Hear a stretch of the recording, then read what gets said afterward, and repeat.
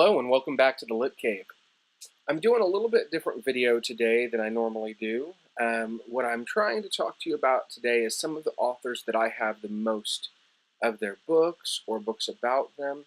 Sorry if the lighting's weird. This is a different time of day than I normally shoot. And yeah, so anyway. So one of the problems I have with this type of video, and I've seen a lot of videos like this, is that it focuses only on the books by the author. And I think with some authors, if you like them enough, even if they haven't put out a lot of books, you might have a lot of books about the author or about the author's works. So when I talk about my 5 most owned authors, I'm going to be talking about I either own books by them or about the world that they created. So the very first that I absolutely have to talk about, and by far the author that I have the most of, is going to be JK Rowling.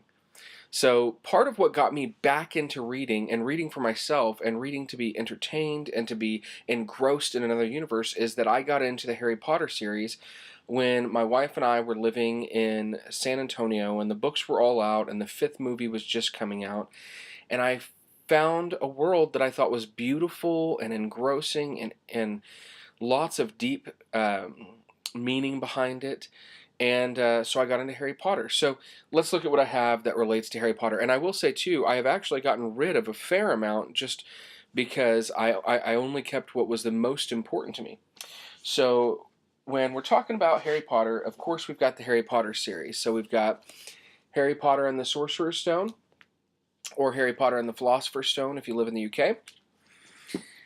We've got Harry Potter and the Chamber of Secrets. We've got Harry Potter and the Prisoner of Azkaban,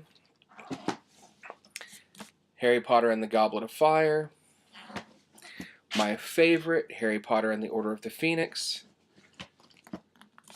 Harry Potter and the Half-Blood Prince, Harry Potter and the Deathly Hallows. Then we've also got the Tales of Beedle the Bard, and we've got the school book set. So we've got Quidditch Through the Ages, and we've got Fantastic Beasts and Where to Find Them.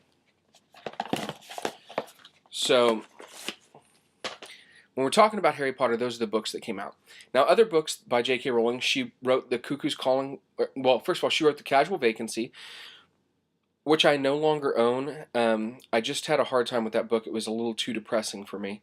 But The Cuckoo's Calling, which I love, and is lent out to another teacher that I work with. And the second book in the Cormoran Strike series after The Cuckoo's Calling, The Silkworm, which I just finished at the beginning of this month and also loved quite a bit.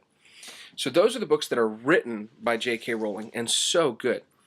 Let's look at what I have that has to do with Harry Potter. So I have Harry, A History by Melissa Anelli, who is the person who ran, maybe still runs, The Leaky Cauldron.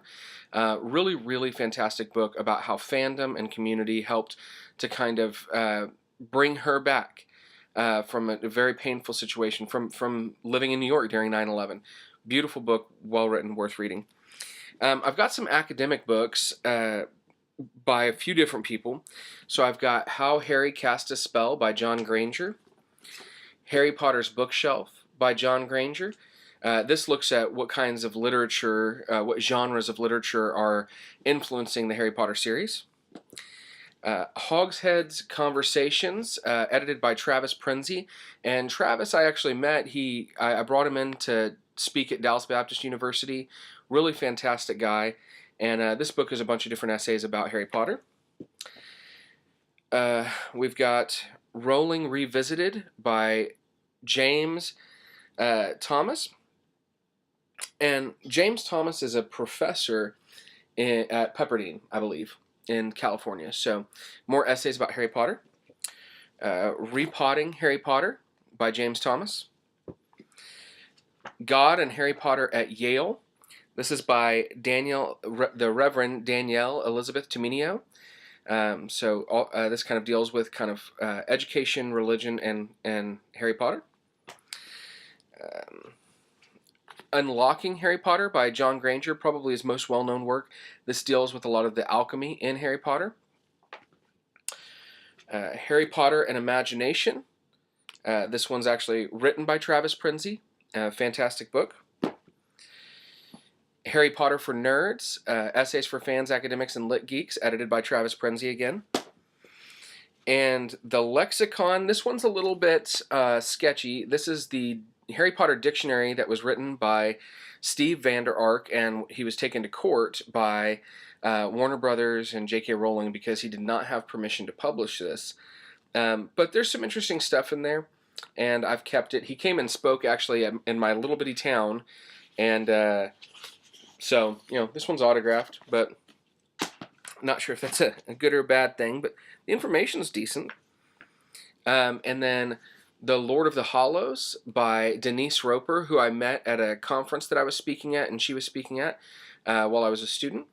So this one's fantastic, really connects the Lord of the Rings and Harry Potter, and so very, very good. Okay. So those are a lot of the academic things. Now let's look at, there are still a couple of those in this next set, but I've got Dear Mr. Potter, Letters of Love and Loss and Magic. If you're a fan of Harry Potter and you don't own this book, you need to own this book. If you were a part of the fandom at any point, this is probably one of my most treasured gifts that I have for this book. So I have a comic book here, Female Force, JK Rowling. It's a little bit of a biography. I've got an issue of Entertainment Weekly that had to do with Harry Potter. Now this is very special to me. This is my bachelor's thesis. I had to write a 60-page paper, and in order to graduate through the honors program at Dallas Baptist University. So this is called The Classic Cornerstone of Camaraderie in J.K. Rowling's Harry Potter. And this talks about how J.K. Rowling's studying the classic Greek and Roman philosophy and mythology influenced her writing in Harry Potter, and specifically her writing in regards to friendship.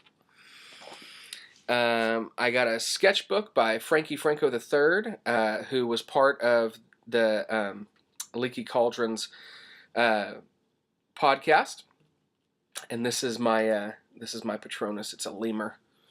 So now, this is an academic journal called The Classical Outlook, and this has an article in it by one of the professors that J.K. Rowling had at her university, which was Exeter, and it talks about her as a student, and so I found this and bought it while I was researching for my thesis.